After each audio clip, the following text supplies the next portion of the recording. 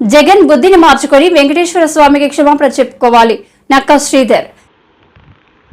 జగన్ బుద్ధిని మార్చుకొని వెంకటేశ్వర స్వామికి క్షమాపణ చెప్పుకోవాలని భీమిలి జనసేన పార్టీ మండల అధ్యక్షులు నక్కా శ్రీధర్ డిమాండ్ చేశారు. సనాతన ధర్మ పరిరక్షణ కోసం ప్రాయశ్చిత దీక్షను పల్లెపల్లెకు తీసుకెళ్లాలని ఏపీ డిప్యూటీ సీఎం రాష్ట్ర ప్రజల పిలుపు మేరకు జనసేన పార్టీ భీమిలి మండల అధ్యక్షులు నక్కా శ్రీధర్ ఆధ్వర్యంలో జనసేన నాయకులు మధురవాడ నగరం పాలెం రోడ్డులోని శ్రీదేవి భూదేవి సమేత శ్రీ వెంకటేశ్వర స్వామి దేవాలయంలో ప్రాయశ్చిత దీక్ష చేపట్టారు. అనంతరం సాయంత్రం ఆలయంలో దీపారాధన కార్యక్రమం చేశారు.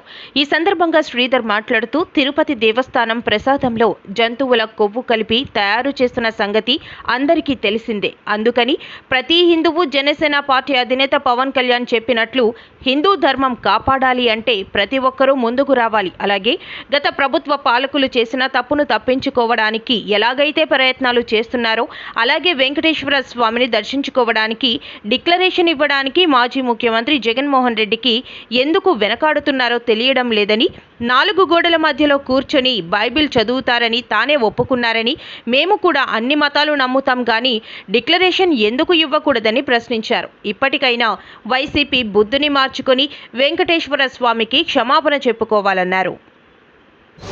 ఓం నమో వెంకటేశాయ. మన కలియుగ ఆరాధ్యదేవైన శ్రీ శ్రీ శ్రీ వెంకటేశ్వర స్వామికి జరిగిన అపచారం మీ అందరికీ తెలిసిందే. తిరుమల తిరుపతి దేవస్థానం ఆ స్వామి యొక్క మహాప్రసాదమైన లడ్డు అపవిత్రం అయినందున మా జనసేన నాయకులు పవన్ కళ్యాణ్ గారు గౌరవ ఉప ముఖ్యమంత్రి చేస్తున్న 11 రోజుల ప్రాయశ్చిత దీక్షలో భాగంగా ఈ రోజున భీమిలి నియోజకవర్గం జనసేన నాయకుల తరపున 9వ రోజున మేము ఒకరోజు ఉపవాస దీక్ష చేయడం జరుగుతుంది. అదేవిధంగా అతని పిలుపు మేరకు ఈరోజు సాయంకాలం మన వెంకటేశ్వర స్వామి ఆలయంలో సాయంకాలం దీపారాధన కూడా జరుగుతుంది.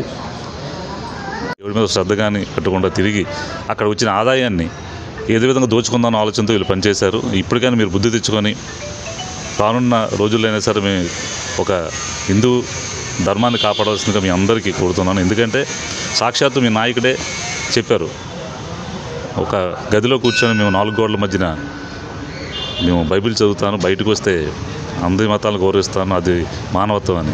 ఏ విధంగా నువ్వు చెప్పగలుగుతున్నావో మాకేం అర్థం కావట్లేదండి. ఎందుకంటే మీ తాలూకు మతాన్ని మేము గౌరవిస్తాం. క్రిస్టియనిజం కానీ లేదా అల్లా ఇజం కానీ ఏదైనా సరే మేము అందరం గౌరవించే వ్యక్తులం. మీరు 4 గోడలు మీద చదువుకోండి, కానీ మీరు ఒక రాష్ట్రానికి ఒక ముఖ్యమంత్రిగా పనిచేసిన వ్యక్తి, అదేవిధంగా మీరు ఒక ప్రతిపక్ష నాయకుడు, మీరు తిరుమల తిరుపతి దేవస్థానానికి వచ్చినప్పుడు డిక్లరేషన్ ఇవ్వడంలో మీకున్న అభ్యంతరం ఏంటని ఈ సందర్భంగా మిమ్మల్ని అడుగుతున్నాను.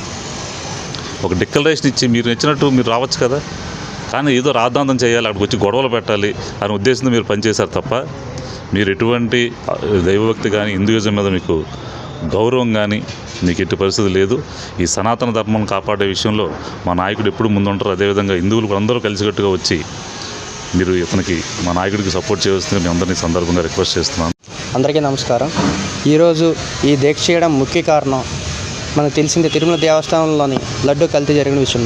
లడ్డు కల్తీయే కాదు, గత 5 సంవత్సరాలుగా చాలా ఆలయాలు కూడా కూల్చివేశారు. తీరా చూసిన మన రామతీర్థాల్లో కానీ ప్రతి చోట ఇది అన్యాయం జరిగింది. దాని సంఘీభావంగా అప్పటి నుంచి సనాతనం కోసం కళ్యాణ్ గారు చెప్తూనే ఉన్నారు, కానీ అప్పుడు ఎవరు పట్టించుకోలేదు, చేయలేదు అని చెప్పి ఒక ఎలిగేషన్ తీసుకొస్తున్నారు కళ్యాణ్ గారి మీద. కళ్యాణ్ గారు తన టీనేజ్ నుంచే సనాతనం మీద చాలా పటిష్టంగా ఉన్నారు. ఇది అందరికీ తెలియాల్సిన విషయం ఏంటంటే ఇక్కడ కల్తీ జరిగిందని జగన్ గారు సాక్షాత్ ఒప్పుకున్నారు. ఎలాగ ఒప్పుకున్నారంటే ఆవు పామాయిల్ తిన్నది, అక్కడ పక్కన ఆయిల్ తినడం వల్ల కల్తీ అయిపోయింది, దానివల్ల అయ్యి ఉండొచ్చు అంటున్నారు.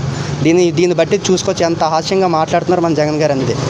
దీనికి ఏదో విధంగా మా వంతు తప్పు అయిపోయిందని చెప్పి దేవుడికి మీ ప్రవచనం చేసుకుంటున్నాం. ఈరోజు అదే విధంగా సాయంత్రం దీపారాధన చేస్తూ సమాపన తెలియజేయడం జరుగుతుంది.